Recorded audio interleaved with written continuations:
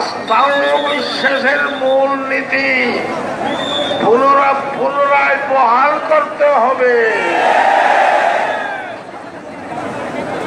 এবং জেনা, দর্শন, ব্যভিচার এগুলোর বিরুদ্ধে সরকার সোচ্চার হতে হবে। যারা জেনা, ব্যভিচার করে, দর্শন করে, তাদেরকে ফাঁসির কাস্তে ঝুলাতে হবে, রজম করতে হবে,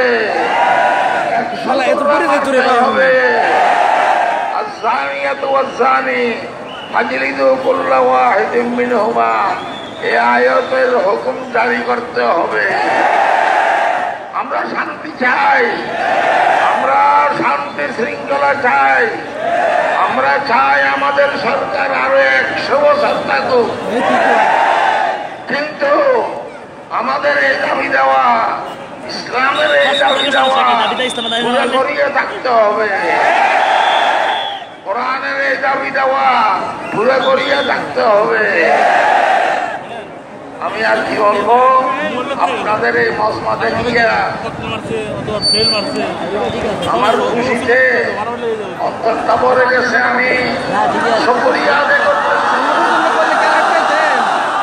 ছাত্র জনতার, তৌহিদি জনতার শুকরিয়া আদায় করতেছি, মিডিয়ার সাংবাদিক ভাইদের এবং পুলিশ বাহিনী, রেড বাহিনীদের শুকরিয়া আদায় করতেছি, গোয়েন্দা বাহিনীর শুকরিয়া আদায় করতেছি। আপনাদের সহযোগিতায় আমাদের এই সুন্দর কর্মসূচি, কিন্তু প্রয়োজনে আসছে তো আপনাদের কথা রক্ষা করিয়া আমরা এখানে থেমে গেলাম। কিন্তু প্রয়োজনে, যদি প্রয়োজন হয় আগামী কর্মসূচিতে এখানে থামব না।